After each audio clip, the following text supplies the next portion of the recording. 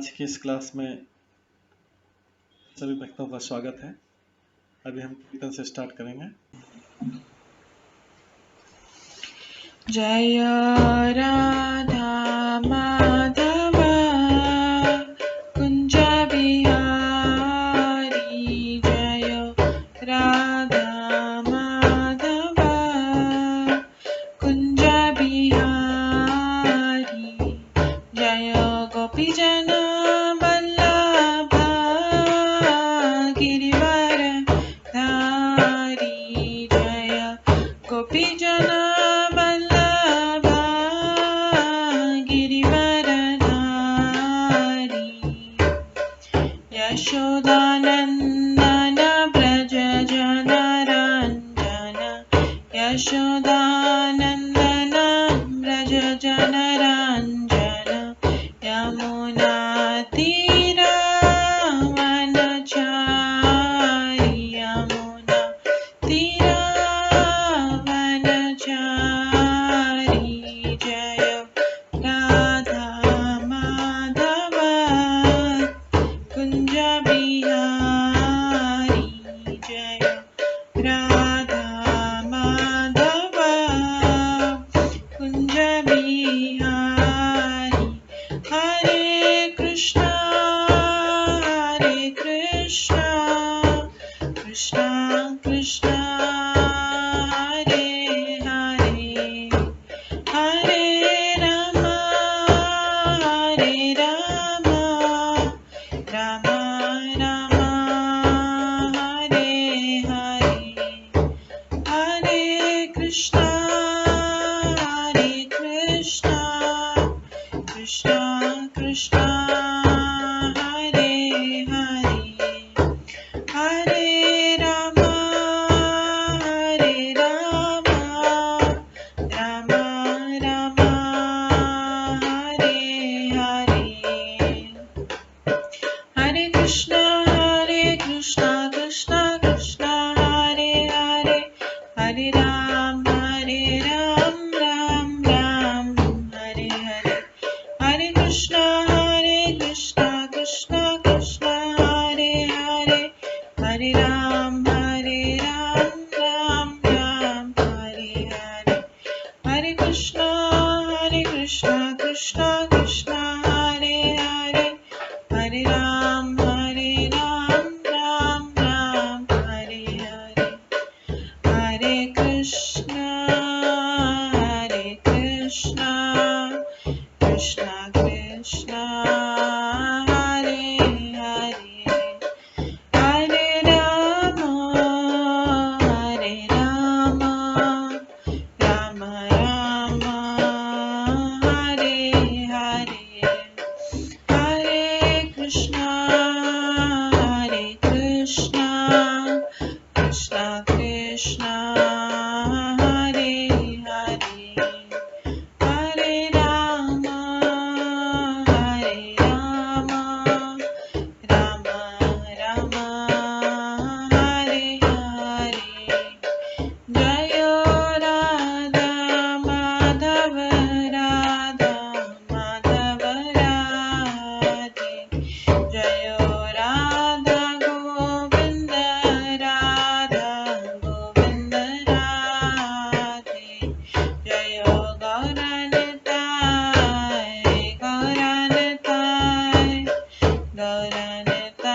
जय गौरनताय, जय जय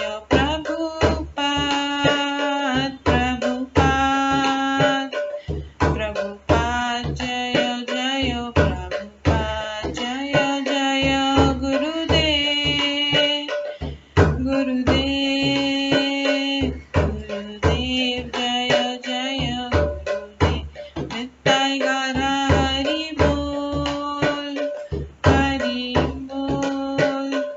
हरि बोल नित्य गौर हरि बोल, गौर प्रेमानंदे हरि हरि बोल।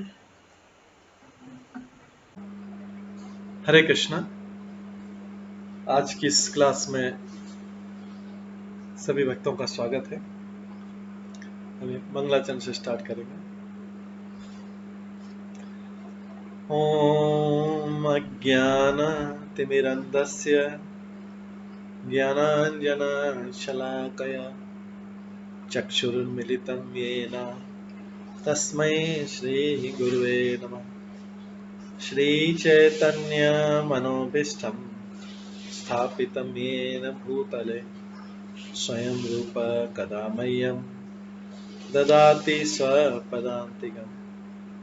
वन्देऽहं श्रीगुरो श्रीयुतपदकमलं श्रीगुरुं वैष्णवांश्च श्रीरूपं साग्रजातं सहगण रघुनाथान्वितं तं सजीवं साद्वैतं सावधूतं परिजनसहितं कृष्णचैतन्यदेवं श्रीराधाकृष्णपादान् सहगण ललिता श्रीविशाखान्वितांश्च नमो विष्णुपदाय कृष्णपृष्ठाय भूतले श्रीमते भक्तिवेदांत स्वामिन्निति नामिने।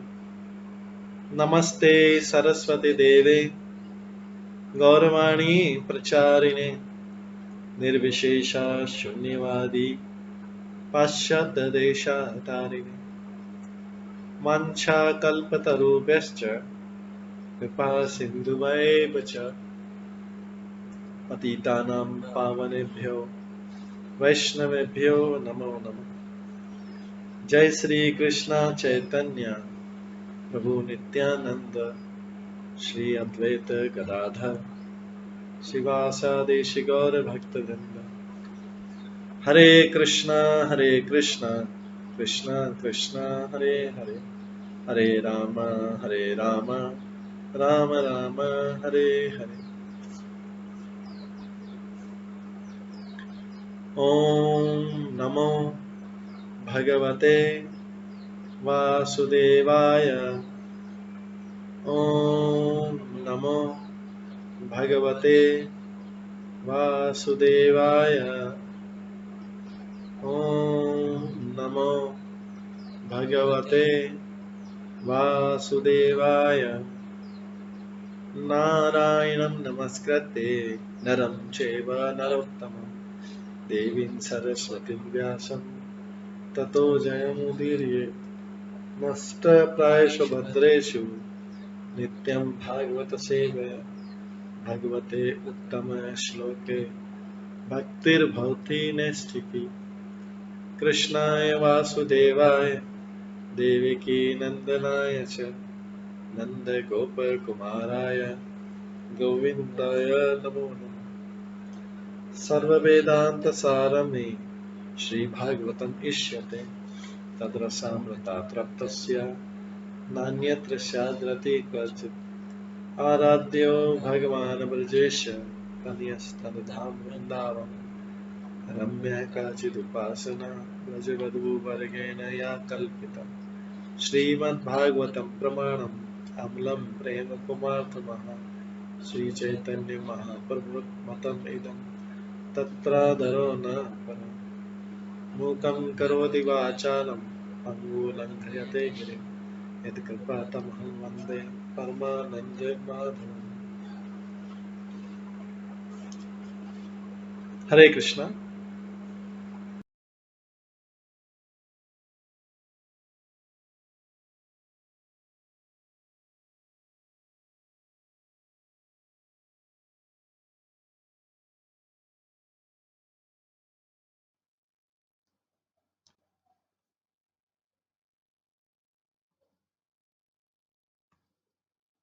हरे कृष्णा। आज की इस क्लास में सभी भक्तों का स्वागत है।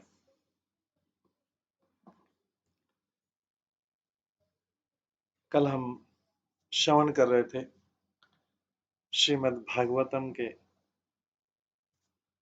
10वें स्कंद के 38वें अध्याय से,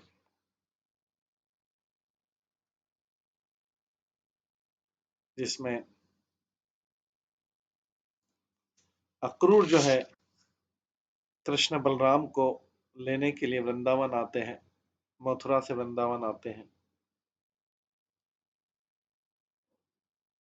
वो पूरे वृंदावन कॉन्शियसनेस में, कृष्ण कॉन्शियसनेस में आए थे, कृष्ण चेतना में आए थे। वो वास्तविक वृंदावन यात्रा थी।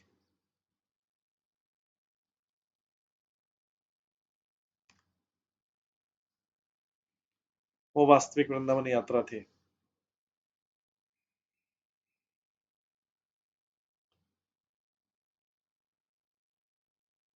इसमें पूरे समय अक्रूर भगवान का ध्यान करते हुए, उनकी चरण धूलि को स्पर्श करते हुए, उनको दंडवत प्रणाम करते हुए, उनका ध्यान करते हुए आए। जब उन्होंने संध्या समय वो दृश्य देखा,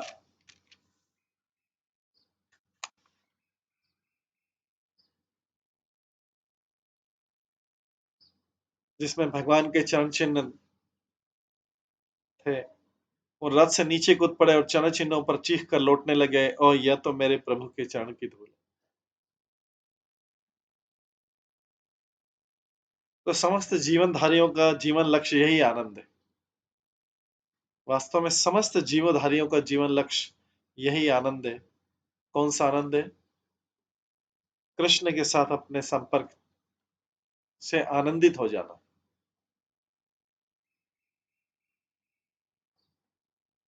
उसने, अक्रूर ने जो कंस का आदेश मिला था, कंस का सारा गायता भयता शोक से सब भूल गया, सब त्याग कर अनुभव किया, और अपने आप को कृष्ण का स्मरण दिलाने वाली वस्तुओं को देखने, सुनने, वर्णन करने में लीन कर दिया। उसने सारा मन कहाँ लगा दिया? भगवान कृष्ण का स्मरण दिलाने वाली भगवान कृष्ण का स्मरण दिलाने वाली वस्तु कौन कौन सी? एक तो उनके चरण कमल जो उसने धूल में देखे, भगवान का मन में दृश्य का विचार किया, भौतिक जगत के जितने संपर्क में, भौतिक जगत के उसका दृश्य, उसका रूप, ये उसका गुण, ये ध्यान में आएगा, गुण अवगुण। लेकिन कृष्ण का स्मरण दिखा, सारी वस्तुएं कृष्ण का, ऐसी वस्तुओं के सामने रहे वो जो सब कृष्ण का स्मरण दिला रही थी। तो कृष्ण का स्मरण करके देखना, सुनना, वर्णन करने में उन्होंने अपने आप को लीन कर दिया। विश्वनाथ चक्री ठाकुर बताते कि अक्रूर ने कृष्ण के प्रति मुक्त भाव से अपना प्रेम तथा सम्मान दिखलाते सारा भय त्याग दिया। वो डर भी छुड़ गया कि भले क्रुद्ध कंस के द्वारा दंडित क्यों नहीं हुआ जाए, कोई कंप्लेन कर दे कि कर ये तो कृष्ण के चरण कमल को देख के आपने तो इसको कृष्ण बलराम को भेजने भेजा, देखने भेजा, ये वही उनके चरणों में ही लग गया। अक्रूर राज परिवार का सदस्य होते हुए भी, मंत्री था अक्रूर, उसने अपना गर्व छोड़ दिया और वृंदावन निवासी ग्वाल वालों की पूजा करने लगे।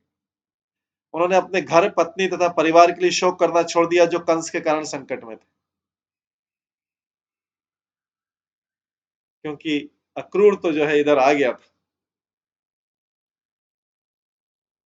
अब अक्रूर जब इधर आया था तो इधर से कोई कंप्लेंट करेगा,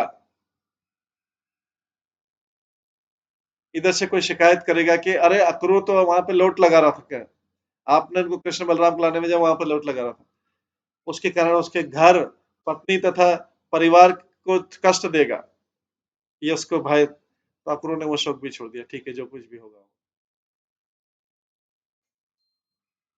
क्यों? इधर कृष्ण के आनंद में इतना आनंदित हो गया। तो उन्होंने अपने घर, पत्नी तथा परिवार के लिए शोक करना छोड़ दिया जो राजा कंस के कारण संकट में थे, क्योंकि अक्रूर तो इधर आ गया वृंदावन, उसने वो शोक करना भी छोड़ दिया, ठीक है जो कुछ हो। इन सबको त्याग कर वे ईश्वर के चरण कमलों की धूल में लौटने लगे। ये अक्रूर की वृंदावन यात्रा थी। हम पिछले 2 दिन सुन रहे थे किस कॉन्शियसनेस में, किस चेतना में वृंदावन जा रहे थे। फिर जैसे उन्होंने कृष्ण बलराम को गौ में दुहने के लिए देखा और कृष्ण की सुंदरता को देखा, वे स्नेह से अभियंत अक्रूर तुरंत अपने रथ से नीचे कूदकर बलराम तथा कृष्ण के चरणों पर डंडे के समान गिर पड़े। भगवान के दर्शन की प्रसन्नता से अक्रूर की आंखों में आंसू आ गए। जिस भगवान को सारा जगत कुछ न कुछ मांगता रहता है, जिस भगवान से, वो भगवान अभी सामने, किसी को कुछ भी दे सकते हैं। वो भगवान अभी सामने, तो अक्रूर को तो लगा कि इससे ऊपर लोग तो अगर किसी एक्टर एक्ट्रेस के पास से टच कर ले उसको या उसके पास खड़े हो जाओ तो ऐसा प्रसन्न होते हैं, ऐसा प्रसन्न होता है कि जीवन में इससे बड़ा कुछ था नहीं।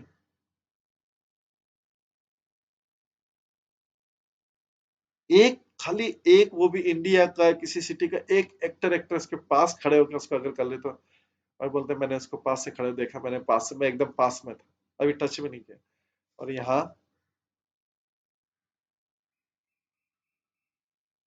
कहाँ इंडिया, कहाँ प्रेसिडेंट प्राइम मिनिस्टर के पास, कहाँ इंडिया, कहाँ वर्ष, पृथ्वी, कहाँ 14 लोग, ये तो करोड़ों ब्रह्मांडों के भगवान करें तो उसको क्या, उसको क्या अनुभव होगा। तो भगवान के दर्शन की प्रसन्नता से अचानक, भगवान के दर्शन की प्रसन्नता से अक्रूर की आंखों में आंसू आ गए और अंगों में आनंद का उभार आया। उन्हें ऐसी उत्कंठा हुई कि राजन, वे अपने आप को वाणी द्वारा व्यक्त नहीं कर सके।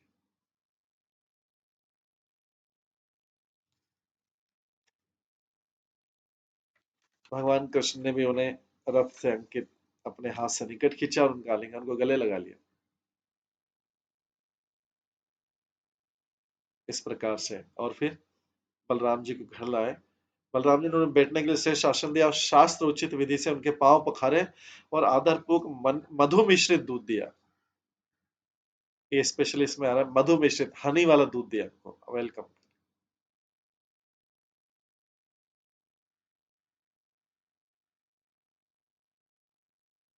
और अक्रूर को एक गाय भी भेंट की। अक्रूर के अंकल थे और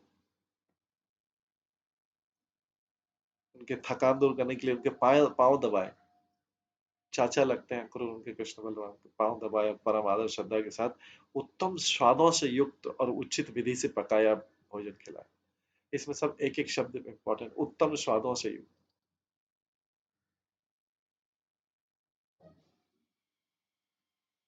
और उचित विधि से पकाया भोजन।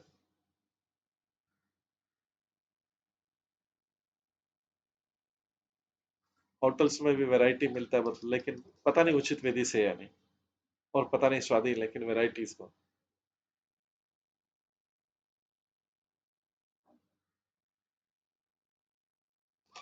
इसके बाद जब अक्रूर भर पेट खा चुके थे तो धार्मिक कर्तव्यों के परम ज्ञाता भगवान बलराम ने उन्हें मुख को मीठा करने के लिए सुगंधित द्रव्य दिए, साथ ही सुगंधित तथा फूल मालाएं भेंट की। इस प्रकार अक्रूर ने एक बार फिर से भगवान के हाथों से भोजन कर रहे परम आनंद प्राप्त किया।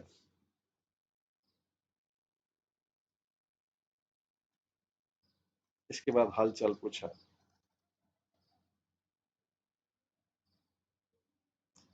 पूछते हैं कि तुम कैसे रह रहे हो। उस क्रूर स्वार्थी कंस ने अपनी बहन की उपस्थिति में बहन के बच्चों को मार डाला, तो फिर हम तुमसे जो कि उनकी प्रजा हो कुशलता के विषय में क्या पूछ सकते हैं, तुमसे क्या पूछें।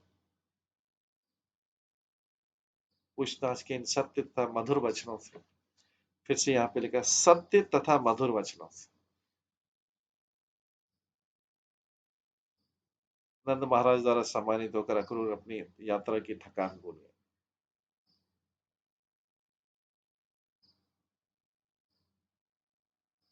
इस प्रकार से अक्रूर ने भगवान के दर्शन किए, कृष्ण बलराम के वृंदावन पहुंच गए, क्योंकि पूरी वृंदावन चेतना में ही गए थे, उनकी पूरी यात्रा उसी चेतना में थी, इसलिए क्यों ना उनको दर्शन होते भगवान। इसके बाद अगला अध्याय, ये तो हमने कल श्रवण किया था, इसके बाद अगला अध्याय जो है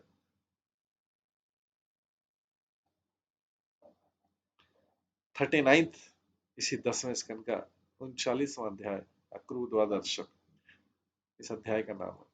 इसको आज शुरू करेंगे हम। श्री शुकवाचा सुखोपविष्ट पर्यंके राम कृष्णुर्मानितः लेभे मन रथान सर्वान् पथियान स चकारः। सुखदेव गोस्वामी ने कहा, भगवान बलराम तथा कृष्ण द्वारा इतने सम्मानित किए जाने पर पलंग में सुखपूर्वक बैठे अक्रूर को लगा कि रास्ते में जितनी इच्छाएं थी वह सारी पूरी हो गई। भौतिक जगत में नहीं हो सकता, लेकिन आध्यात्मिक जगत हो सकता है कि उनको सारी कृष्ण से मिलने के बाद और क्या इच्छा बचेगी।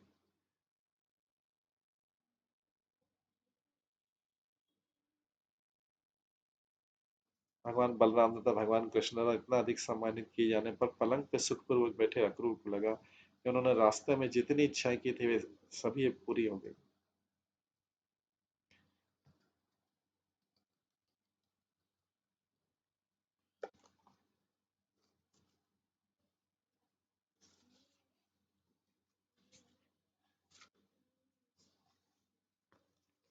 क्योंकि आध्यात्मिक जगत में एकमात्र इच्छा थी वो पूरी हो जाए तो कंप्लीट संतुष्टि, भगवान के दर्शन, भगवान का प्रेम। यहाँ पे भगवान के दर्शन और भगवान का प्रेम दोनों मिला।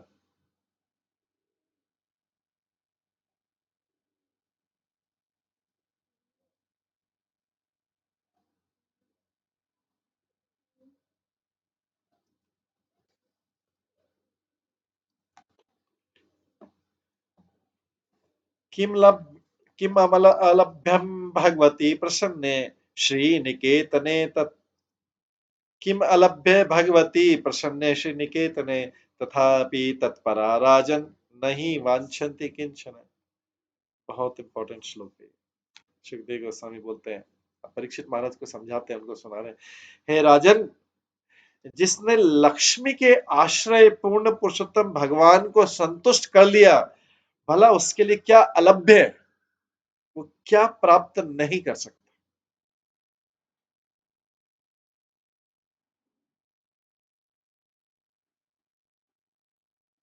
बहुत पावरफुल स्टेटमेंट है। जिसने लक्ष्मी की, सुखदेव गोस्वामी इस दृश्य को देख अक्रूर को भगवान ने बिठाया पलंग पर। हे राजन, जिसने लक्ष्मी के आश्रय पूर्ण पुरुषोत्तम भगवान को संतुष्ट कर लिया, भला उसके लिए क्या अलभ्य, क्या नहीं प्राप्त कर सकता। और ऐसा होने पर भी जो उनकी भक्ति में समर्पित है, वे कभी भी उनसे कुछ नहीं चाहते। वास्तव में जो भक्ति में समर्पित है, वो कभी भगवान से कुछ चाहते ही नहीं, कुछ भौतिक लाभ। क्योंकि मिलने से ही उनको इतना आनंद, मिलने या उनके बारे में सोचने से उनके बारे में वैसा आनंद मिल रहा है, तो अभी किसी और चीज की क्या जरूरत है। व्यक्ति आनंद के लिए तो सब कुछ करता है, सुख के लिए तो संसार में सब कुछ करता है, कोई भी दुख पाने के लिए प्रयास नहीं करता। लेकिन व्यक्ति के सारे प्रयास अल्टीमेटली, भौतिक प्रयास दुख में कन्वर्ट हो, चाहे वो कितना भी प्रयास कर ले, कितना भी प्रयास कर ले, कितना भी प्रयास कर ले, वो अल्टीमेटली दुख। ये पूर्व आचार्य सबने लिखा, लेकिन फिर भी हम भी अपने जीवन में ट्राई करते हैं। हर सुख का जितने साधन एकत्रित करते हैं, हर साधन अल्टीमेटली दुख का कारण, सुख के जितने भी साधन करते, क्योंकि ये इसके बदले में एक शॉर्टकट यही है, जैसा इसने बताया कि जिसने लक्ष्मी के आश्रय पूर्ण पुरुषोत्तम भगवान को संतुष्ट कर लिया हो, भला उसके लिए क्या लभ्य है। और उसके पास सारी चीज आ जाएगी तो भी उनमें उसमें से कुछ, उनकी भक्ति में समर्पित रहते कि उनसे कुछ चाहते नहीं, क्योंकि आनंद तो उधर से मिल गया। उसके सामने भौतिक संसार क्या आनंद देगा।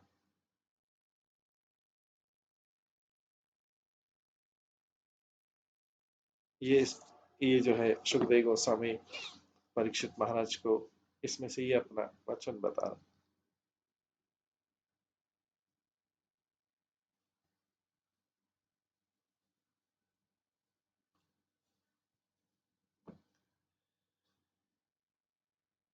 कृष्ण का एक ही डिजायर था, भगवान को देखना और स्पर्श करना। ब्राह्मण या सायुज्य मुक्ति नहीं चाहता था। संसार में लोग क्या चाहते हैं, अगर पहले तो भौतिक सुख चाहते हैं, उनका अपने प्लान के अकॉर्डिंग सुख मिलते रहना चाहिए, लेकिन वो सारा उनके प्लान के अकॉर्डिंग ही होता है, लेकिन वो बद में दुख, उन्हीं के प्लान के एग्जैक्टली भगवान धीरे धीरे पूरा करते हैं, लेकिन वो सब अल्टीमेटली दुख है, क्योंकि उनका प्लान था। ज्यादा से ज्यादा अल्टीमेटली संसार में क्या करते हैं, अच्छा अभी सारे कष्टों से मुक्ति मिल जाए, उसके ऊपर की चाहना क्या रहती, चलो तो अपनी तरफ से मुक्ति वाला ट्राई कर लिया, मुक्ति नहीं हो रहा है, मुक्ति वाला के सारे कष्टों से। अक्रूर वो भी नहीं चाहते थे, क्योंकि अक्रूर को तो जिसको लक्ष्मी के आश्रय, लक्ष्मी जी जो सौभाग्य की देवी है, जो सबको सौभाग्य दे सकती है, वो स्वयं जिसका आश्रय लेती है, वो स्वयं जिसका आश्रय लेती है, गॉडेस ऑफ ऑल वेल्थ, सारा संसार वेल्थ के पीछे भागता है, वो उस भगवान का आश्रय लेती है। अगर किसी को वो मिल जाए तो उसकी कौन सी इच्छा बाकी रह सकती।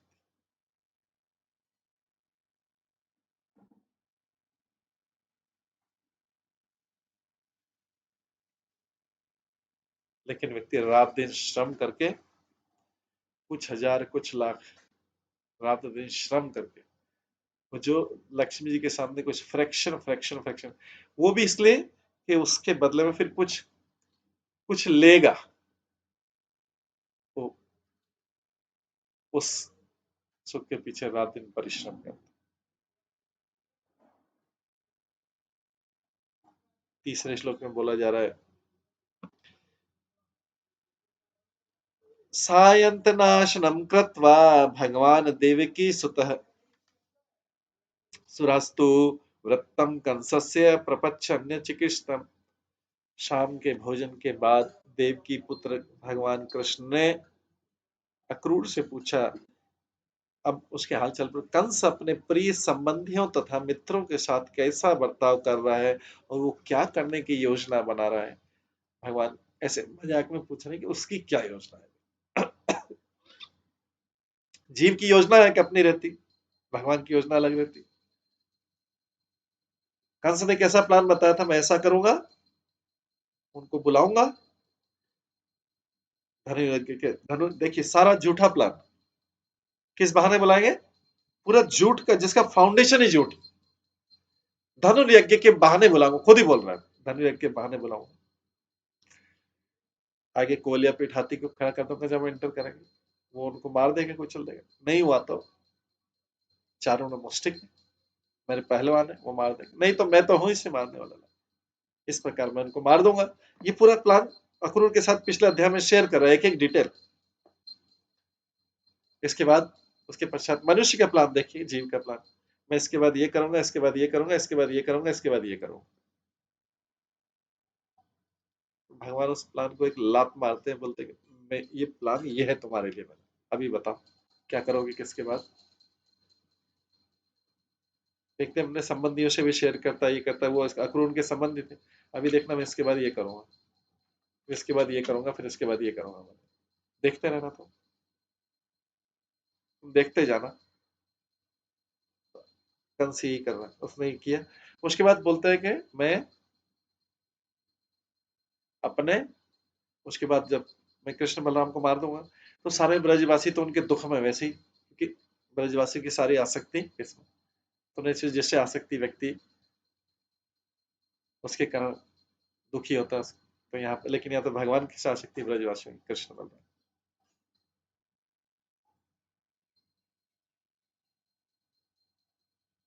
तो ब्रजवासी मर जाए। कंस को सिद्धांत पता है कि जिससे आसक्ति है उसके दुख से इसका दुख चलता है, उसके सुख और उसके सुख से इसका सुख चलता है। मतलब व्यक्ति अपने दुख सुख से दुखी नहीं है जाता, जिनसे आसक्ति, जिन वस्तु और व्यक्तियों से आसक्ति है, उनके सुख दुख से होता है।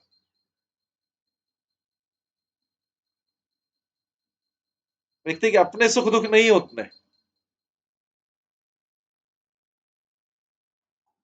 स्वयं के कारण नहीं। स्वयं को तो व्यक्ति को अगर खाना पीना रहना मिल जाए तो क्या उसका दुख है उसके लिए, लेकिन उसके जिससे जहां जहां से आसक्ति, उसके सुख दुख से टेम्परेचर ऊपर नीचे होता है, और उसके सुख से विचार नीचे नीचे, तो उसके फिर उसके बारे में व्यक्ति सोचता है, उसके कारण दुखी होता है, फिर सुखी होता है। तो इसका मतलब है कि हमारा जीवन जिनसे आसक्ति वो निर्धारित करते हैं, चाहे हमारे जीवन में खुशियों के सारे साधन उपस्थित हो, फिर भी हम प्रसन्न नहीं रह सकते,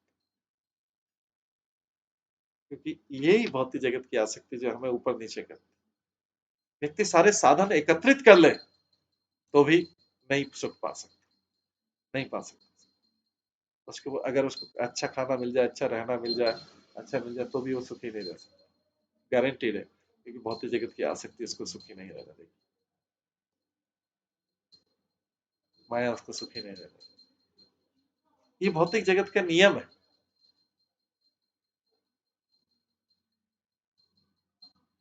तो अभी अक्रूर पूछा तो कंस का क्या प्लान था, उसके बाद कृष्ण बलराम मारे जाएंगे, फिर बोले मैं अपने पिता उग्रसेन को ही मार दूंगा, क्योंकि वो फिर राज्य करे, मैं उनके कंट्रोल में रहूंगा, ठीक नहीं, मेरे को स्वतंत्रता चाहिए।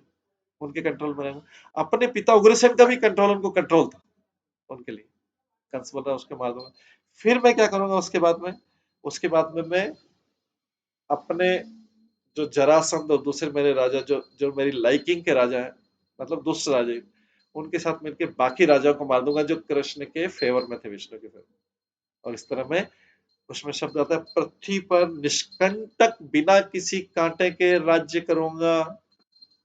ये कृष्ण अक्रूर का प्लान बताया। अक्रूर ने इसके बाद उनको समझाया भी था कि ये तो आपने प्लान बनाया, योजना आपकी योजना तो आपने बनाई है, लेकिन इस संसार में तो व्यक्ति का सारा कामकाज उसके पूर्व जन्मों के कर्म फलों के कारण चलता है। कंस सबको मारने की योजना बना रहा है। उस दिन जिस दिन उसके 2 दिन बाद जो है कंस मारा गया। जो व्यक्ति कृष्ण बलराम अपने पिता उग्रसेन और सबको राजाओं को मारने का प्रयास करता, 2 दिन बाद जो है वो स्वयं मारा गया। ये है भगवान की योजना। और कृष्ण ने जो समझाई थी वो थी जीव की योजना। मैं इसके बाद ये करूंगा, देखना तुम सब देखते रहना, मैं ऐसा करूँ, फिर उसके बाद मैं ये करूंगा, उसके बाद मैं ये करूंगा। देख, इस जगत को दिखा के क्या करेंगे, भगवान को दिखाने की जरूरत कि मैं भगवान आपके लिए क्या करूं।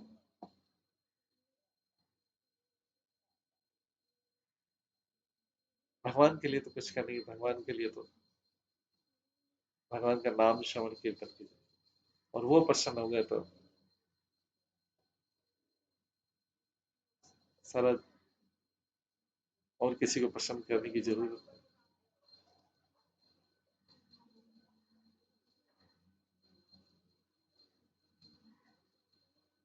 लेकिन जीव मानता है कि एकमात्र धन से ही प्रसन्न करते हैं।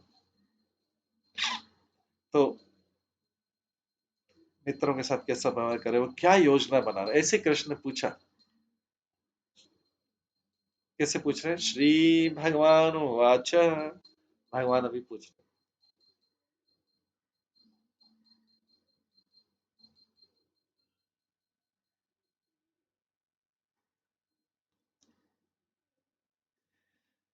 तात सौम्यागत कच्चेत स्वागतम भद्रमस्तु अपि स्वज्ञाति बंधुनाम अनमिवम अनामर्यन।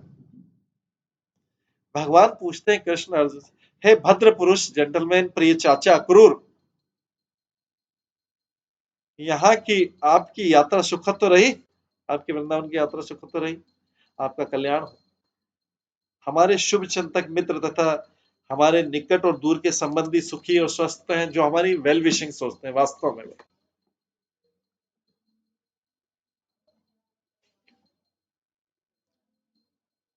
भगवान भगवान जानते कौन मेरा वेल विशर।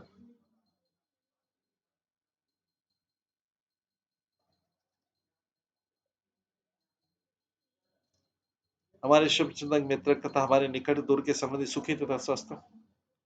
उसके बाद पूछते हैं, किम नो न कुशलम पृच्छे एध माने कुलामये कंसे कंसे मातुल नामना कंसे मातुल नामनांग सनाम न तत् प्रजा सुच। अभी कृष्ण पूछते हैं,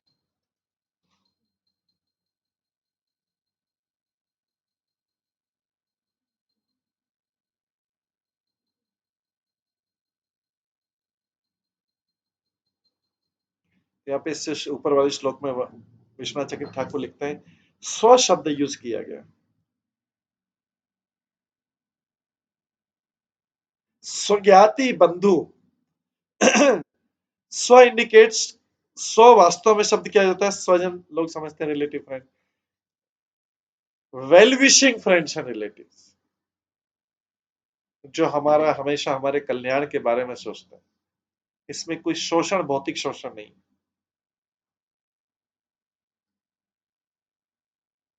जो हमारे वास्तविक कल्याण के बारे में सोचते हैं। So indicates well wishing friends and relatives, हमारे शुभेच्छु, हमारे लिए शुभ इच्छा करने वाले।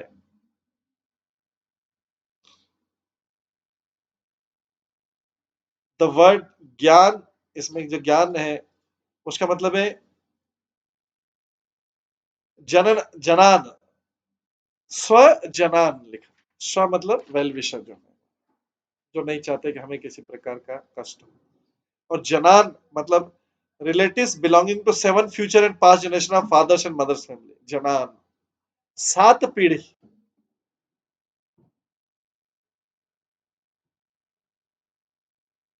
और जानती सपिंड, और वो रिलेटिव्स जो इतने क्लोज हैं कि हमारे फोर फादर को, हमारे पूर्वजों को भी पिंडदान करते हैं। बंधु, जो लोग होते हैं जिनका डायरेक्ट संबंध नहीं है, वो बंधु। तो यहाँ पे बोल रहे हैं कि वो जो है हमारे वेलविशर, बंधु और रिलेटिव, वो कैसे है? जो हमेशा हमारा हित सोचते हैं, अपना हित नहीं, हमारा हित सोचते हैं। वेल विशर मतलब होता है जो दूसरे का हित सोचे, स्व अर्थ नहीं। क्योंकि इस जगत में सारा एक्सप्लॉइटेशन, शोषण होता है स्व अर्थ के लिए। लेकिन यहाँ पे कृष्ण पूछ रहे हमारे, इसलिए उन्हीं का हालचाल पूछ रहे जो वेल विशर है उनके, कृष्ण के।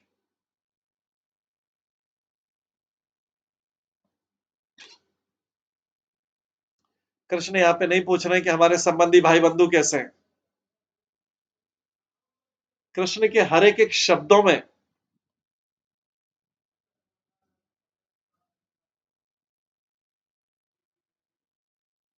कृष्ण हर एक के शब्दों में उच्चता है। तो यहाँ पे इसलिए स्व का मीनिंग विश्वनाथ चक्रवर्ती ठाकुर बताते हैं। स्व मतलब ऐसा बॉडीली रिलेटिव रिलेटिव फ्रेंड नहीं है। स्व मतलब जो है well wishing friends and relatives.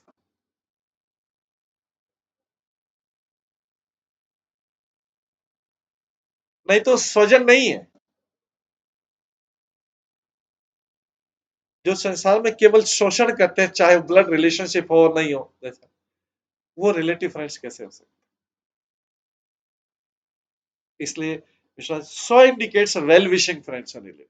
इसलिए स्ववद बताया गया कि जो वास्तव में दूसरे का कल्याण करे वही तो संबंधी और रिलेटिव है। तो पूछ रहे हमारे शुभ चिंतक मित्र तथा हमारे निकट और दूर के संबंधी सुखी तथा स्वस्थ तो है। कृष्ण बहुत स्पेसिफिक उन्हीं का पूछ रहे हालचाल जो स्व है। ये भगवान बोल रहे शब्द।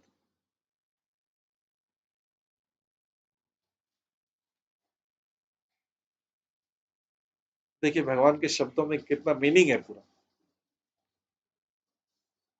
कृष्ण के हजारों लाखों रिलेटिव हो सकते हैं। शिशुपाल भी उनका रिलेटिव था, कजिन था शिशुपाल। शिशुपाल कजिन था, उनकी बुआ का लड़का था। लेकिन नहीं, वो बोल रहे हमारे शुभ चिंतक मित्र तथा हमारे निकट दूर के संबंधी सुखी तथा स्वस्थ। तो कृष्ण भी हालचाल बहुत चुन के पूछ रहे। ये भगवान के वचन है, अक्रूर से पूछ रहे। किम नो न कुशलम प्रच्छे एध माने कुला मये मातुल नामना कंसे मातुल नामना स्वनाम न तत्प्रजासु च। किंतु है अक्रूर, है अक्रूर। अभी कंस बोल रहे हैं, कृष्ण बोल रहे हैं, कृष्ण बोल रहे हैं जब तक मामा का लाने वाला तथा हमारे परिवार के लिए रोग स्वरूप राजा कंस समृद्ध हो रहे हैं, तब तक मैं अपने परिवार वालों तथा उसकी अन्य प्रजा के विषय में पूछने की झंझट में पड़ू ही क्यों। कृष्ण शब्द बोल रहे हैं सिलेक्टली कि जब तक मामा कहलाने वाला तथा हमारे परिवार के लिए रोग स्वरूप, हमारे परिवार के लिए डिजीज राजा कृष्ण जब समृद्ध हो रहे हैं, तब तक मैं अपने परिवार वालों तथा उनकी उसकी अन्य प्रजा के विषय में पूछने की झंझट में पड़ू ही क्यों। क्यों मैं पूछूं, क्योंकि मुझे पता है कंस कैसा है।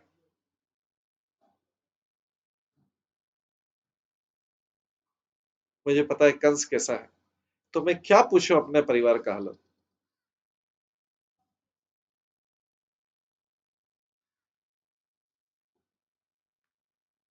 ये 5वें श्लोक में आ रहा है।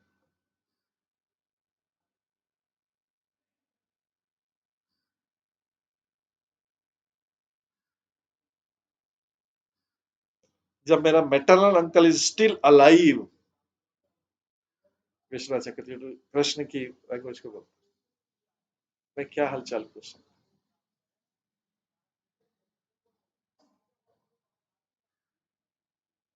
तो जब हम भागवत गीता श्रवण करते तो हमें कई चीजें बहुत क्लियर हो जाती, और यहाँ तो भगवान की वाणी डायरेक्टली वही अक्रूर से हालचाल पूछ रहे हैं। 6वां श्लोक है, अहो अस्मत् अभूद्भूरि पित्रो व्रजी न मार्ययो यत हेतु पुत्र मरणम यत हेतु बंधनम तयो। जरा देखिए ना, कृष्ण को ग्लानि हो रही है। कृष्ण को ग्लानि हो रही किस चीज की? मैंने अपने निरपराध माता पिता के लिए कितना कष्ट उत्पन्न किया। कृष्ण बोल रहे इस कंस के कारण, इस मामा कंस के कारण मैंने अपने माता पिता के लिए, निरपराध माता पिता के लिए कितना कष्ट उत्पन्न कर दिया। मेरे ही कारण उनके कई पुत्र मारे गए, स्वयं बंदी हैं। मेरे कारण मेरे माता पिता कितना कष्ट पाया। उनके कई पुत्र मारे गए मतलब मेरे भाई मारे गए, और वे स्वयं, मेरे माता पिता स्वयं बंदी हैं।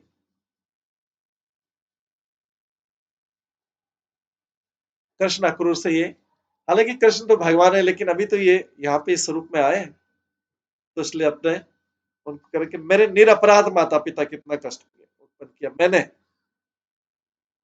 कृष्ण स्वयं को दोषी बता रहे। हालांकि इसमें कृष्ण का क्या दोष? कृष्ण स्वयं ही 8वें पुत्र के रूप में उत्पन्न हुए, उनका क्या दोष? देवकी और वसुदेव को कष्ट, लेकिन बोल रहे मेरे कारण।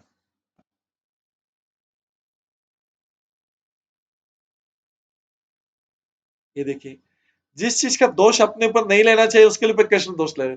कृष्ण के पहले ही तो उनके भाई मारे गए, कृष्ण तो बाद में आए, 8वें पुत्र के रूप में आए, लेकिन बोले मेरे कारण मारे गए, और मेरे कारण माता पिता कष्ट।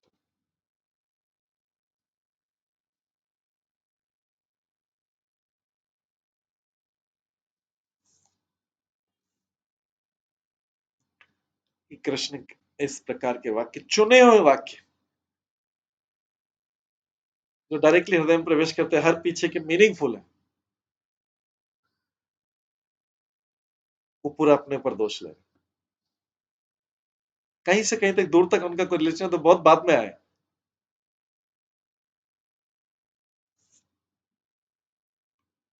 लेकिन अपने माता पिता के बारे में बोल रहे।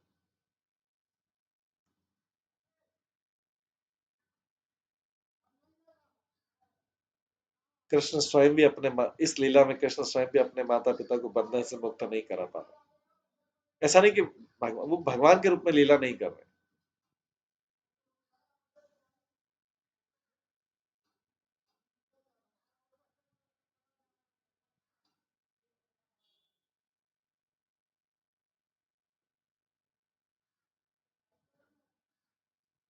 हालांकि मैं उनका पुत्र हूँ, विश्वनाथ चक्रवर्ती ठाकुर लिखते हैं, I have caused their sons to be killed, मैंने उनके दूसरे पुत्र मतलब मेरे भाई के कष्ट का मैं कारण बना, हालांकि मैं भी पुत्र हूँ।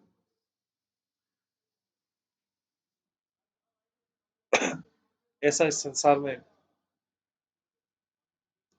व्यक्ति अपराध करने के बाद भी अपराध का दोष दूसरे के ऊपर मत देगा सर, लेकिन ये भगवान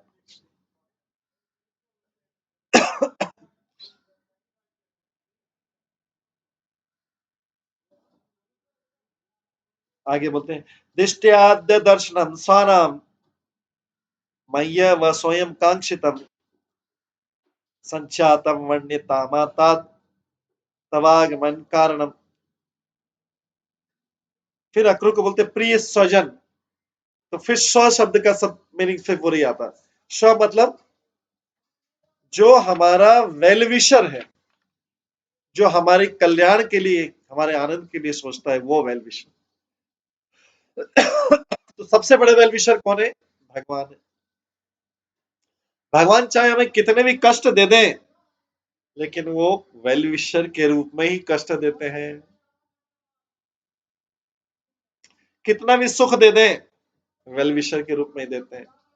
भगवान के जो शुद्ध भक्त होते हैं, प्रभुपाद अपने आप को लिखते हैं, you are ever well wisher, book के नीचे साइन करते तुम, हमेशा तुम्हारा वेल विशर, मतलब मैं हमेशा तुम्हारे कल्याण के बारे में सोचूंगा,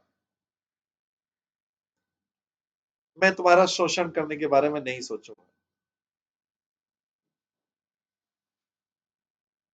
तुमको कष्ट देने के बारे में, तुम्हारे एक्सप्लॉयटेशन के बारे में नहीं सोचूंगा।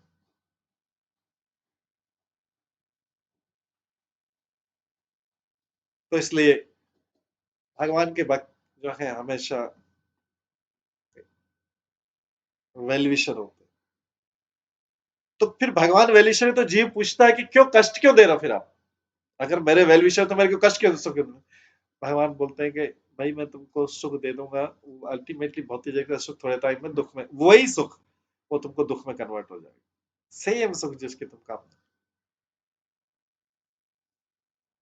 व्यक्ति इस तो संसार में अपनी इच्छाएं पूरी करते तो वो आया पार्शली फुली पार्शली फुली, लेकिन एक भी उसकी उसने जो इच्छा पूरी करी वो तो सब कष्ट का कारण बन गई अल्टीमेटली। तो भगवान बोले तुम्हें बुद्धि नहीं, तुम्हें इंटेलिजेंस नहीं कि तुम्हारा कल्याण किसमें है, तुम्हारा कल्याण किसमें, तुम्हारा कल्याण मेरे से जुड़े रहने में और उसी में प्रोग्रेस करने में, मेरे को आनंदित करने में तुम्हारा कल्याण, इसलिए मैं ऐसा बोल रहा हूं, इसलिए मैं तुमको कष्ट दे रहा हूं।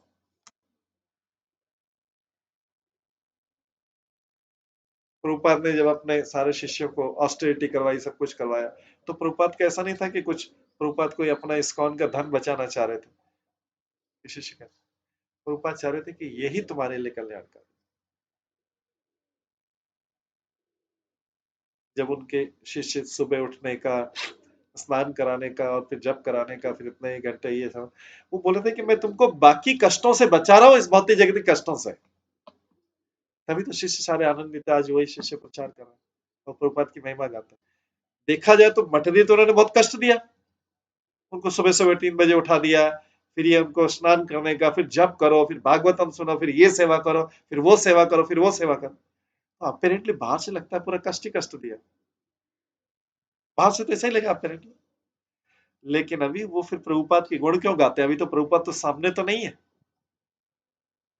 प्रभुपाद तो उपस्थित नहीं, तो ऐसा भी नहीं कि प्रभुपाद की प्रशंसा या फ्लैटरिंग करने के लिए कर रहे हैं। कई भक्तों ने प्रभुपाद के ऊपर बुक्स के बुक्स लिख दिया, ऐसा क्यों किया? अपेरेंटली तो कष्ट ही कष्ट दिया, कोई ऐसा ऐसे लाइफ तो कोई जी नहीं पाएगा। प्रभुपाद के भक्तों ने जैसी, जो उनके डायरेक्ट डिसाइपल थे, जैसी लाइफ जी कोई जी नहीं पाएगा, कोई बोलेगा ऐसी लाइफ जीने से क्या फायदा। लेकिन अभी वो शिष्य प्रभुपाद चले गए, उनके सामने भी नहीं, लेकिन बुक्स के बुक्स लिखते जा रहे हैं, ग्लोरिफिकेशन कर रहे हैं, प्रभुपाद की आरती करते हैं रोज डेली। क्यों करते हैं ऐसा? क्योंकि वो उस समय समझ नहीं पाए, लेकिन अभी जान गए कि Prabhupada was the real well wisher. हमारे माता पिता भी इतने, वो तो लड़के ऐसे उस टाइम पे बालक थे, बोले बोले कि हमारे माता पिता भी, माता पिता की पूजा नहीं करते, कुछ भी नहीं करते थे। अब प्रभुपाद रियल वेल विशर, उनको कहीं हो गई, याद ही नहीं होगा अपने माता पिता कहाँ गए कैसे है, क्योंकि वो तो शुद्ध भक्त बन गए, तो ऑटोमेटिकली उनका तो कल्याण हो जाएगा। तो उन्होंने फोकस किस चीज पे किया? शुद्ध भक्ति।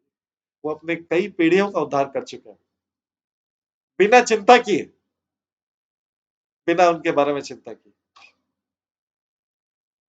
बिना बंधुजन और रिलेटिव की चिंता की। तो प्रभुपाद ने हमको अपेरिटी लगा कि बहुत कष्ट दिया, उनसे बहुत काम करवाया, बहुत सेवा करवाई, लेकिन अभी उनको रियलाइज हुआ, जब सत्य का पता लगा, जब सच्चाई पता लगी, तो उन्होंने सोचा इससे बड़ा कुछ है नहीं, इसीलिए तो सबको महिमा गा रहे हैं प्रभुपाद की। सारे संसार में कितना भी कष्ट पाके प्रभुपाद की महिमा क्यों गा रहे हैं? क्योंकि उन्हें ऐसा लाभ मिला, अपने वेलविशर से ऐसा लाभ मिला जो उनके माता पिता, भाई बंधु, दादा दादी, नाना नानी, मामा मामी, बुआ बुई, ये सब नहीं दे सकते। ऐसा लाभ दिया एक आदमी ने, प्रभुपाद ने ऐसा लाभ दिया। इसलिए प्रभुपाद जब लिखते हैं योर एवर वेल विशर, तो गलत नहीं लिखते, वास्तव में कल्याण चाहते थे, और अभी उन्हीं कल्याण के कारण वो प्रसन्न है सारे। चाहे शारीरिक अवस्था कुछ भी हो, लेकिन प्रसन्न है, आनंदित। व्यक्ति की प्रसन्नता उसके शारीरिक कंडीशन पे भी निर्भर नहीं है। एक हैंडीकैप व्यक्ति भी प्रसन्न रह सकता है, एक अंधा व्यक्ति भी प्रसन्न रह सकता है। सूरदास का उदाहरण हम देखते हैं। तो व्यक्ति के आनंद जो है, भगवान से मिलने वाला आनंद, ना तो व्यक्ति की फिजिकल कंडीशन के ऊपर निर्भर है, ना उसकी वेल्थ के ऊपर निर्भर है, ना उसके संबंधियों के ऊपर निर्भर है। उसकी व्यक्ति की प्रसन्नता उसका भगवान से किस प्रकार का संबंध है, उसका आनंद उसके ऊपर निर्भर है। तो प्रभुपाद ने वो चीज दिया, उनको क्या दिया? उनके जीवन में भगवान से उनका संबंध कराया, बस इतना दिया। उनके जीवन में प्रारंभिक जीवन में उनको कृष्णा कॉन्शियस में ऐड किया, बस इतना किया प्रभुपाद ने। यही उनके जीवन का अल्टीमेट गिफ्ट दिया, जो इस जीवन के लिए गिफ्ट नहीं है। ये करोड़ों करोड़ों जीवनों के लिए गिफ्ट, जब तक कि व्यक्ति इस भौतिक संसार से नहीं हो जाता। तो अगर किसी को अपने रिलेटिव संबंधी, जिसके वास्तविक वेल विशर है, वो देना हो, तो उसको उसके जीवन में कृष्णा कॉन्शियस दे, बाकी और किसी चीज की जरूरत नहीं। बाकी चीज कृष्ण करेंगे, बाकी चीज कृष्ण करेंगे।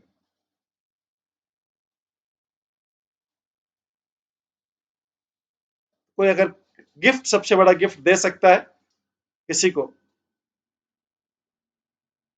वही कृष्ण कॉन्शियस। चाहे संतान हो, चाहे भाई बंधु हो,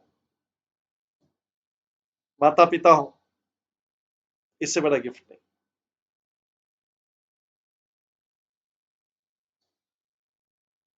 तो यहाँ कृष्ण थोड़े निराश है, बोले जब तक मामा कहलाने वाले तथा हमारे परिवार के लिए रोग स्वरूप डिजीज है, राजा कंस समृद्ध हो रहे हैं, तब तक मैं अपने परिवार वालों और अन्य प्रजा के विषय में पूछने की झंझट में ही क्यों पड़ूं?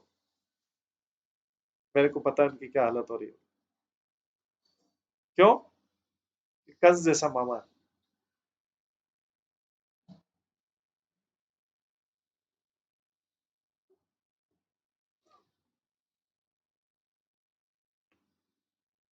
कि उन्होंने अपनी बहन देवकी, जो मेरी माता है, उनको नहीं छोड़ा, उसका वध करने को भी तैयार हो गया। उसने उनकी बहन को भी नहीं छोड़ा।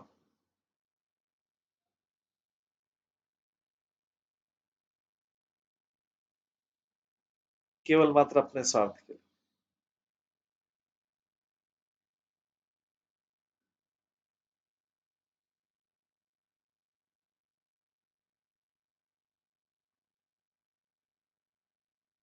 और आगे बोलते कि जरा देखिए ना, मैंने अपने निरपराध माता के लिए कितना कष्ट उत्पन्न कर दिया उन्होंने, मेरे कारण उनके कई पुत्र मारे गए, स्वयं बनते। ये कृष्ण एक सामान्य रूप में बात कर रहे हैं।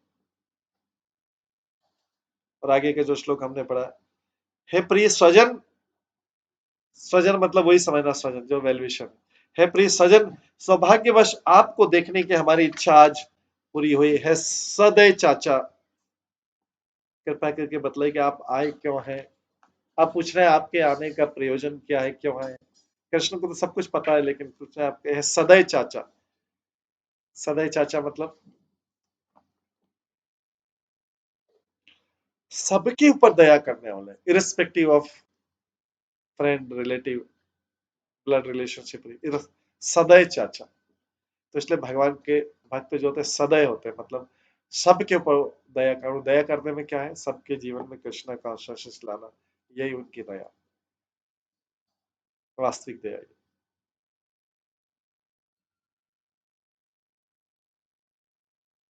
कोई सेठ जी बोलेंगे मैं तो सबको धन बांटता रहता हूँ, धन से सहायता करता हूँ, तो बोलेंगे मूर्ख हो, धन की आसक्ति में फंस के गलत कार्य करें। वास्तव में उनके जीवन में जो कृष्ण कॉन्शियस लाना, तो उसके बदले में तुमने मटेरियल कॉन्शियसनेस ले आया उनके जीवन, तो तुम वेल विशर नहीं हो, रिलेटिव नहीं है। कृष्ण कॉन्शियस देना था, उसकी जगह मटेरियल कॉन्शियसनेस दे, सुख भोगो, भोगो सुख भोगो। फंसे रहो इस भौतिक जगत में।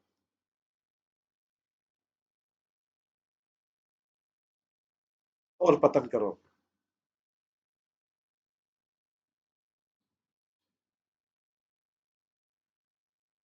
क्योंकि भौतिक जगत में व्यक्ति जानता है दया करने का मतलब यही रहता है, धन।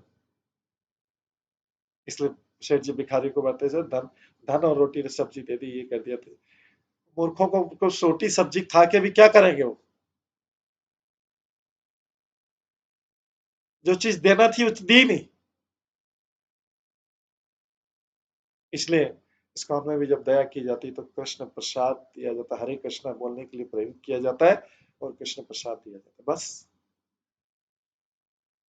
मंदिर में जो ब्रह्मचारी रहते हैं क्या मिलता है उनको? उनको इसके अलावा क्या मिलता है? मंदिर में जो बड़े बड़े एजुकेशन करके आते हैं उनको क्या मिलता है मंदिर में? बस प्रसाद, और साल में 6 महीने में 2 ड्रेस। प्रसाद साल महीने में 2 ड्रेस, और बस कृष्णा कॉन्शियस मिलता है। और मंदिर क्या देता है? कृष्णा कॉन्शियस देता है, प्रसाद देता है। तो क्या मंदिर दया नहीं कर रहा है क्या? बड़े बड़े IIT ग्रेजुएट, MBA, ये सारे, क्या मंदिर उनके ऊपर दया नहीं कर रहा है क्या? क्या क्रूरता कर रहा है मंदिर?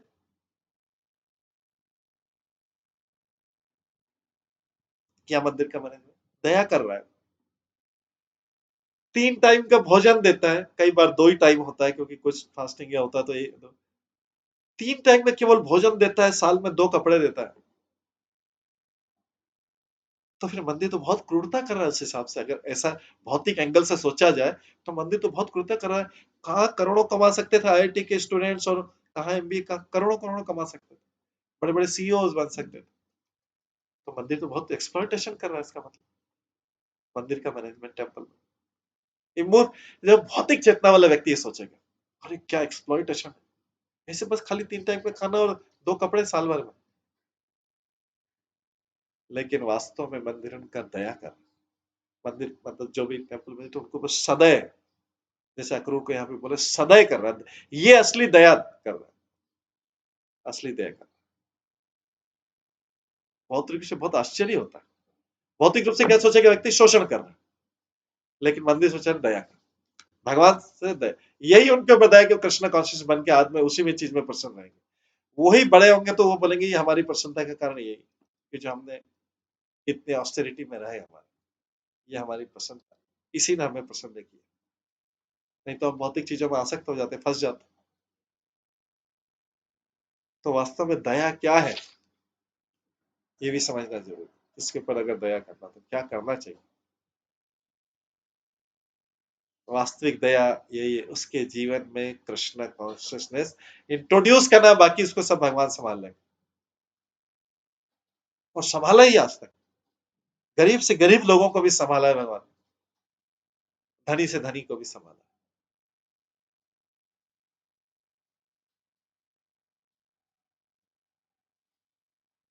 तो दया करने का अर्थ है यही। तो है सदैव चाचा, क्योंकि भगवान के भक्त है अक्रूर, तो इसलिए दया है सदैव चाचा, कृपा करके बताइए आप आए क्यों? तो हमने अगर वास्तव में ये दया नहीं की तो बाकी सब दया झूठी दया, बाकी सब दया शोषण, एक्सप्लॉयटेशन।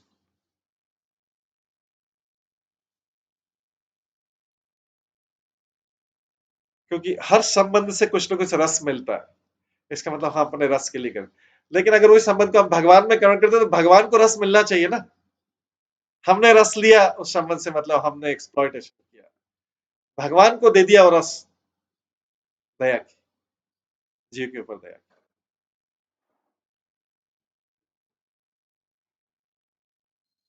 क्योंकि जीव जीवेर स्वरूप है कृष्ण दास, तो उसका दास है, हमारा दास नहीं है। जीव भगवान का दास है, हमारा दास नहीं। हम तो फैसिलिटेट कर रहे हैं कि भाई उनकी दासता स्वीकार कर लो। इसलिए व्यक्ति जो है टेम्पल में भी ब्रह्मचारी सबको कृष्ण कॉन्शियस में एंगेज करता है कि भाई सेवा का लाभ लो, यही असली दया, उनसे संबंधित सेवा में हो जाओ।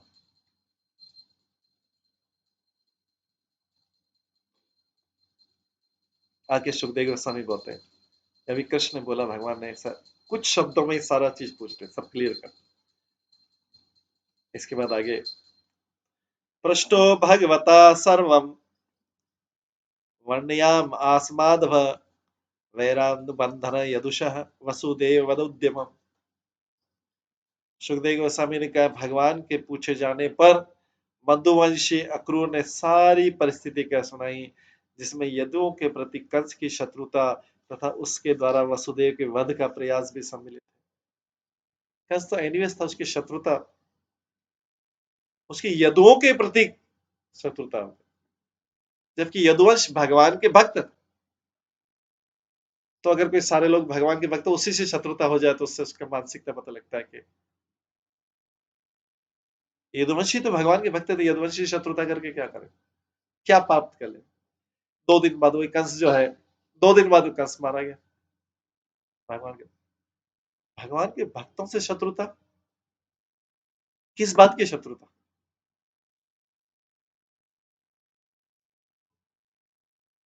और यदुवंश से ही शत्रुता, कंस को तो शत्रुता करने का कोई अधिकार नहीं।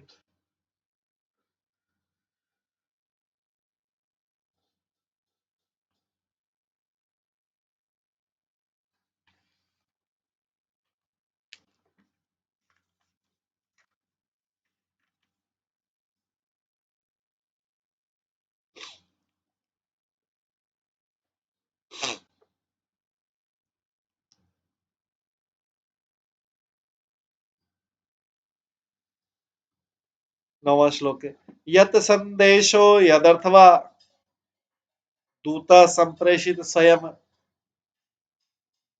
यत उक्तम नारदेनस्य स्वजन्म आनंद में। अक्रूर को जिस संदेश देने के लिए भेजा था उसे उन्होंने कहा सुनाया। अक्रूर ने अपना सारा संदेश उनको कह दी सुनाया, और कंस के असली इरादे भी बता दी कि असली इरादा क्या है कंस का।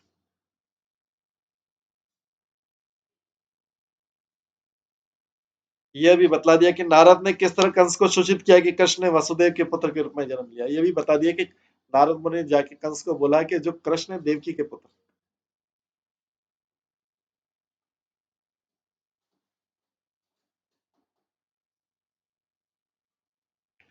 श्रुत्वा क्रूरवच कृष्ण बल च परवीर प्रहस्य नंदनम पित्रम राज्ञादिष्टम विगच्छ। अक्रूर के वचनों को सुनकर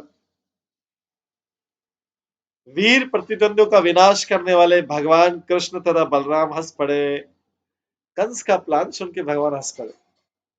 ये जीव का प्लान है, ये शत्रु या अनियस व्यक्ति का प्लान है। भगवान हंस पड़े, दोनों हंस पड़े। क्या प्लान बनाते हैं। सीक्वेंस में इसके बाद ये करूंगा, इसके बाद ये करूंगा, इसके बाद ये करूंगा, सीक्वेंस देखिए इनका। भगवान बोलते हैं अभी हम सीक्वेंस बनाएंगे, उनका क्या है सीक्वेंस।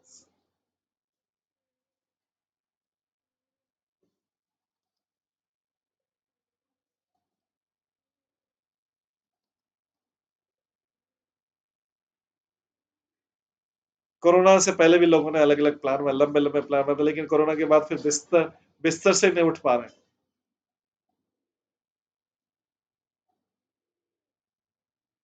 तो व्यक्ति फिर भी भगवान को छोड़ के कैसे कैसे प्लान बनाता है अपने सुख के लिए, अपनी संतुष्टि के लिए।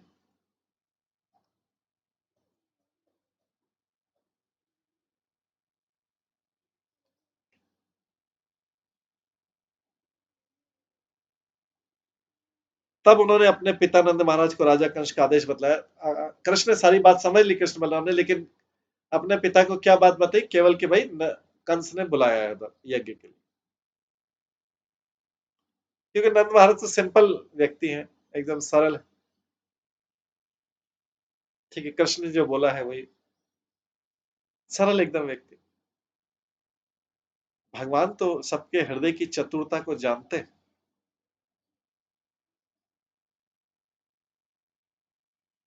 भगवान, कोई सोचता है भगवान से छुपा ले मैं चतुर हूं, मैं चालाक हूं, तो डुप्लीसिटी, भगवान से छुपा लो।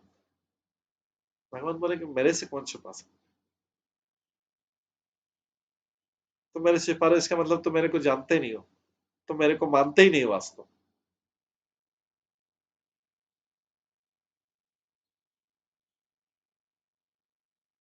अगर तुम जानते और मानते हैं तो तुमको ये पता होना चाहिए कि मेरे से कुछ छुप नहीं सकता।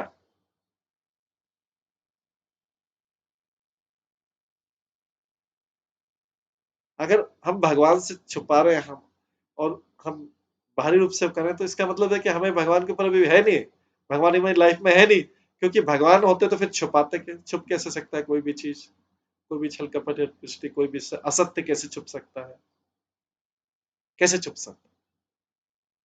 इसका मतलब हम नहीं मानते।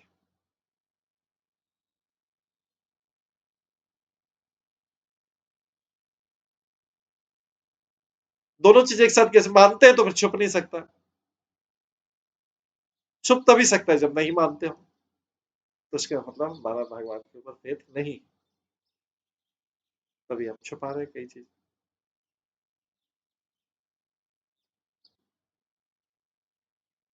सोचा कि इसमें ही भगवान का चल जाएगा, ऐसा भी कर देता चल जाएगा, ऐसा भी कर देता चल जाएगा। ये नहीं जानते कि हृदय में परमात्मा बैठा हुआ है, क्या छुपा सकते हैं इससे? बहुत ही जगह से छुपा सकते हैं, क्योंकि सब अंतर्यामी नहीं है।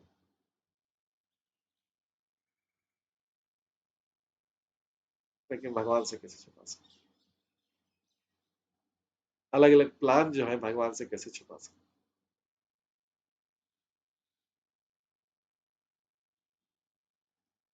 कंस, भगवान कंस का प्लान समझ गए, और क्योंकि अक्रूर ने बोल दिया कि धनुर्यज्ञ के बहाने बुलाया, लेकिन अक्रूर ने साथ में सारी साथ बात भी बता दी। कंस ने बोला था कि धनुर्यज्ञ का बताना, ऐसा बोलना कि मैंने धनुर्यज्ञ के बहाने बुलाया। व्यक्ति कई बार बोलता है पर्पस कुछ और होता है, किसी और ये चीज बताता मैं इसके लिए कर रहा हूँ, उद्देश्य कुछ और है। लेकिन क्यों करता है कि इसके लिए मैं कर रहा हूँ, ये वाली चीज कर रहा हूँ, मैं इसलिए कर रहा हूँ।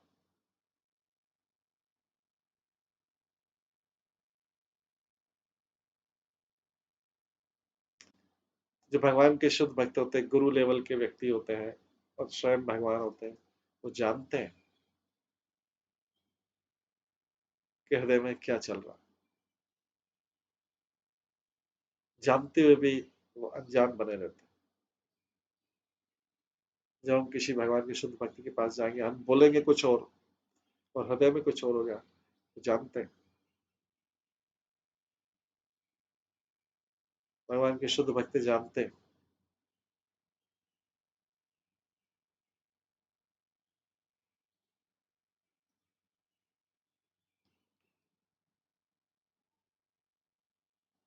यहाँ पर अक्रूर ने तो सच सच सारी बात बता दी, क्योंकि अक्रूर भगवान से छुपा के क्या करे। कंस ने जो बोला वो तो बोला ही सही, लेकिन साथ में सारी बात भी बता दी। भगवान से क्या शेयर कर, और भगवान भी अक्रूर से कुछ छुपा नहीं रहे।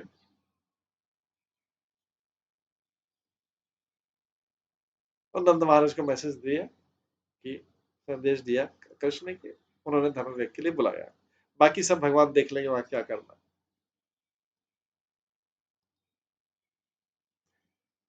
तो ये क्योंकि नंद महाराज और सारे जो ग्वाल वाले तो सरल हृदय वाले,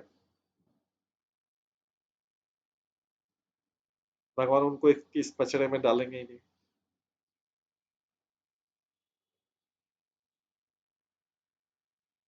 तो इस प्रकार से हम देखते हैं कि भगवान के वचनों से, सुखदेव गोस्वामी के वचनों से पूरे जीवन के बारे में शिक्षा मिलती है। क्या सेंटेंस बोलते हैं, क्या वाक्य बोलते हैं, क्या उद्देश्य, छोटे छोटे सेंटेंस में पूरी शिक्षाएं मिलती है। विश्वनाथ चक्रवर्ती ठाकुर भी उसमें पूरी कमेंट्री करके और भी उसको क्लियर करते हैं। तो जितनी ज्यादा हम आचार्यों की कमेंट्री सुनेंगे, उसके साथ में जो शुद्ध भक्तों के, तो हमें पता लगेगा हर चीज के पीछे क्या उद्देश्य है भगवान, और भौतिक जगत के व्यक्ति का क्या उद्देश्य। भगवान कल्याण का, भगवान का एक मतलब, भगवान के कष्ट भी कल्याण करने वाले हैं। सीवियर कष्ट भी कल्याण देने वाला, कितने भी कठिन कष्ट हो उसका कल्याण करने वाला। लेकिन जीव जो कष्ट देता है वो स्वार्थ के लिए, अपने स्वार्थ के लिए, अपने सुख के लिए देता है, जिससे वो हमेशा अनंत काल के लिए सुखी बना रहे। उसकी वो सोचता है कभी मृत्यु नहीं होने वाली है, मेरी कभी मृत्यु नहीं होने वाली, मैं अनंत काल के सुखी बना रहा हूं।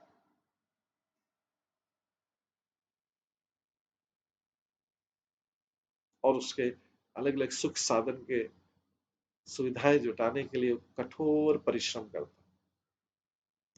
लेकिन सुख इतना ही मिलता है, उतना ही सुख मिलता है जितना डेस्टाइन्ड है, उससे ज्यादा कोई भी परिश्रम से नहीं मिलेगा,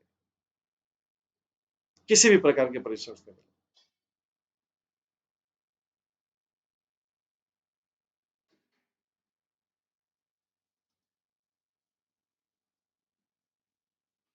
अगर व्यक्ति ने धन एकत्रित कर लिया तो पता चला धन भोगने योग्य नहीं रहेगा, बीमार हो जाएगा, तो फिर कहां सुख मिलेगा।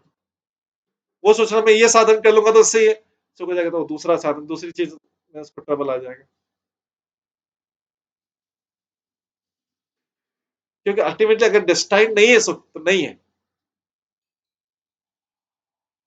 बेटर है कि सारा परिश्रम भगवान के लिए किया जाए,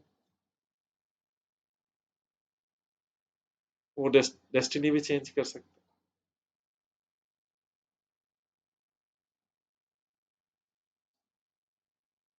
डेस्टिनी चेंज करने वाला तो, भाग्य चेंज करने वाला तो एक ही व्यक्ति।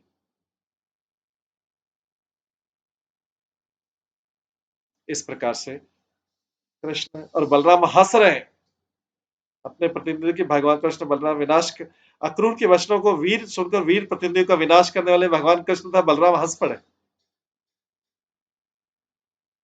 ये हमारे विनाश करने का प्लान कर रहा है।